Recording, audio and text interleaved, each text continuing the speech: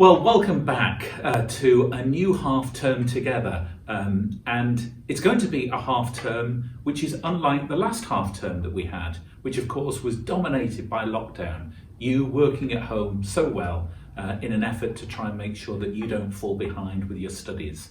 And I know that our teachers too were working really hard to make sure that every lesson had a live element and that you felt part of something. Well, what do we think for this half term to come? Today is the day that the Prime Minister is going to make the announcement about what's going to happen to schools over the next few weeks. We've got our fingers crossed that he is going to honour the promise that he made some time ago that schools would reopen on Monday, March the 8th. And if that is still the case, that means that there are just 2 more weeks of home learning to manage before we can all come back together again as one school community. And we really look forward to that. That's looking into the future, of course, but just let me for a moment look into the past and the February half term that we've all just had and hopefully enjoyed. I don't know what it is that you got up to during that half term. Well, you won't have gone on a holiday and you'll have been home-based. And I would also guess that after Valentine's Day had occurred, you then enjoyed last Tuesday, because last Tuesday, of course, was Pancake Day, or as we know it in our church school, Shrove Tuesday, the day when, for thousands of years, Christians across the world have consumed the sort of food and goods that they won't be eating during the next 6 weeks. Or the next 40 days. Because of course, Shrove Tuesday, Pancake Day, marks the day before Ash Wednesday, and Ash Wednesday itself marks the beginning of the time in the Christian calendar called Lent.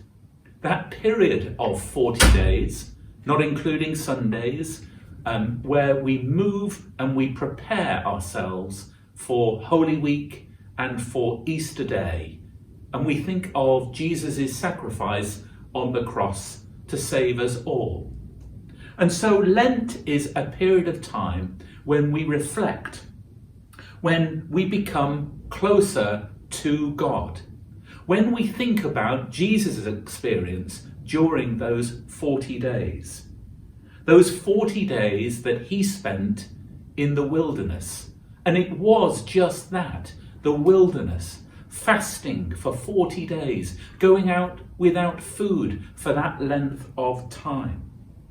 Jesus was spending that time getting ready and preparing for the work that he would do in his great ministry.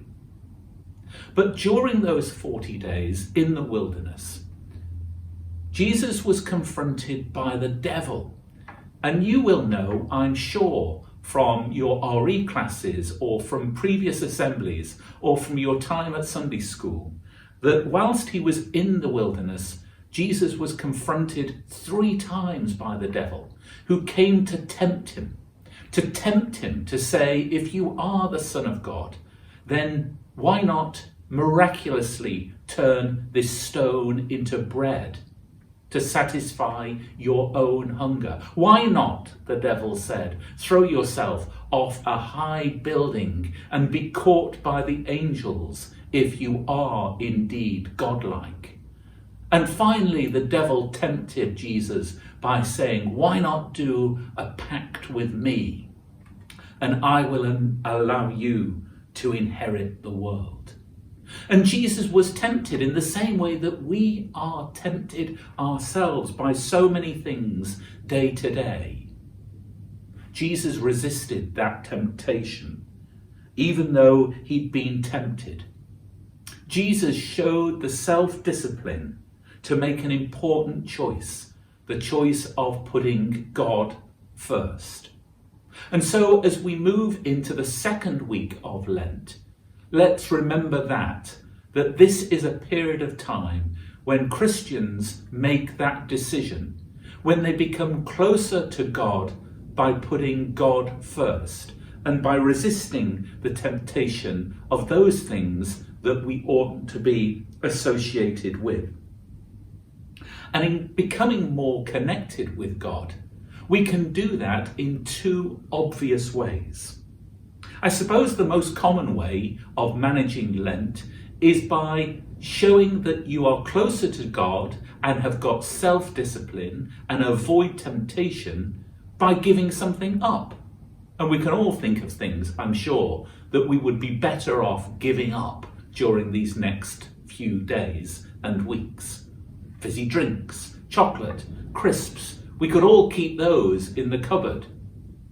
And there are other things also, so that we don't just give something up, but that we also give something more.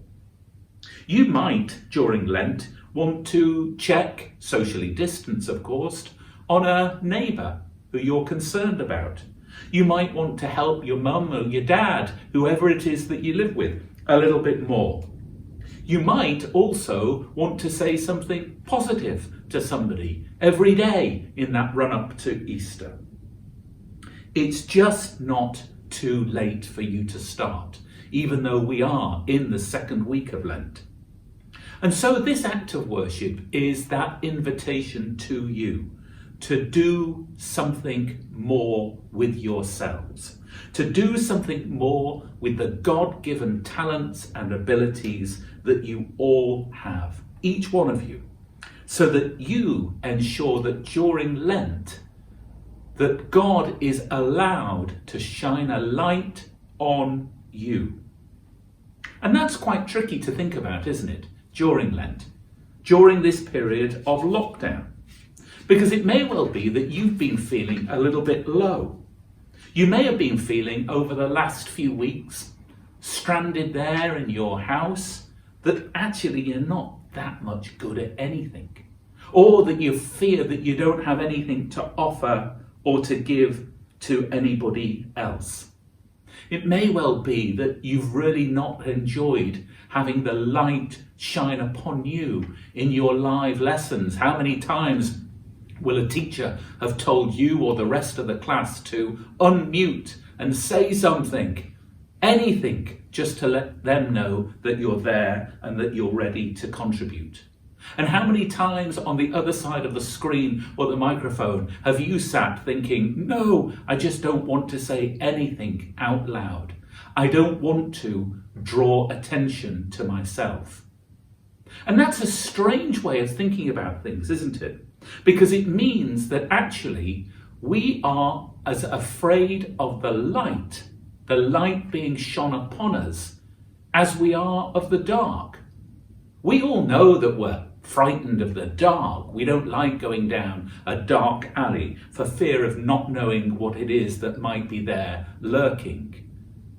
And yet, we sometimes think that the light only offers us positivity and strength. We sometimes don't like the light being shone upon us, the limelight, the spotlight. We don't like to come centre stage and have that light force its way down upon us. We don't like the light that picks us out from everybody else. It may well be that you are one of those people who just want to merge quietly into the background, into the crowd. You don't like being the centre of attention. So why might that be? Why, with our God-given talents, might we be concerned about moving into the light? I think there are three reasons why that might happen.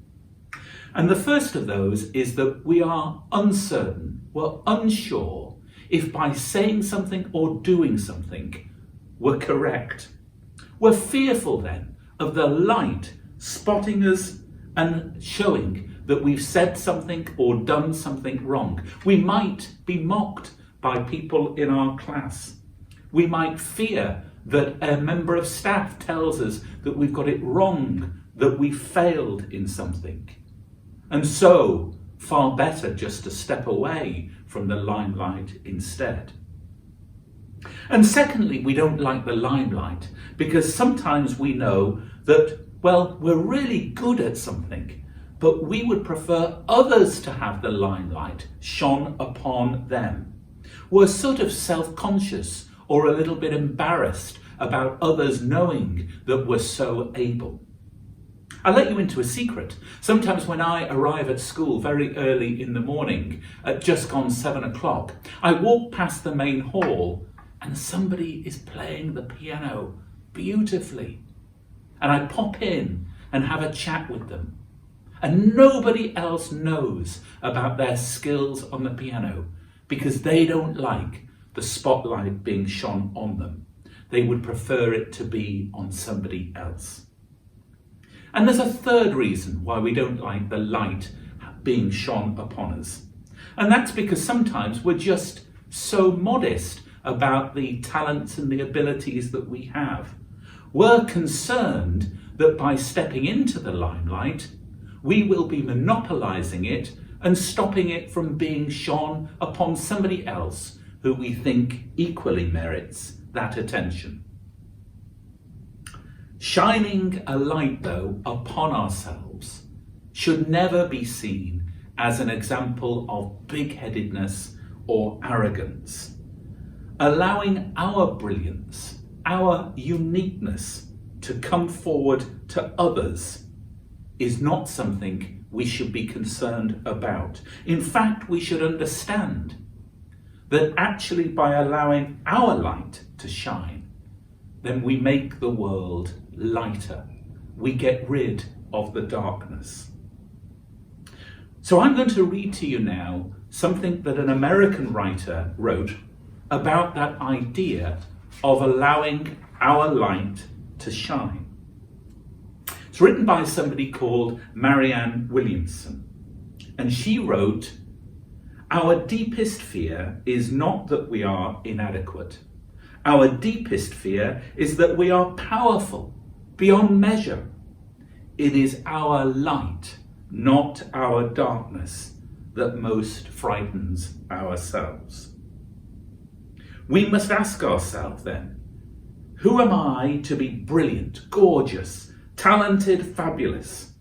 Actually, who are you not to be these things? You are a child of God. Your playing small does not serve the world. We are all meant to shine. We were born to make manifest the glory of God that is within all of us. It is not just in some of us, it is in everyone. And as we let our light shine, we unconsciously give other people permission to do the same. That was Marianne Williamson. A powerful reason for letting your light shine this Lent. But as is so often the case, what we write can be offered far more succinctly in the Gospels. So let me leave you with chapter 5, verse 14 of the Gospel according to Matthew. He wrote, "You are the light of the world." And let that be for the half term to come and for the rest of the year. If you can and you'd like to, why not just bow your head for a moment as we pray. Dear God, thank you for the talents that you have given to me. Help me to have the confidence to step into the spotlight. Help me to use all that I have. Help me to encourage others to use their gifts positively for good. And thank you that with all your help, we can turn nothing into something. Amen.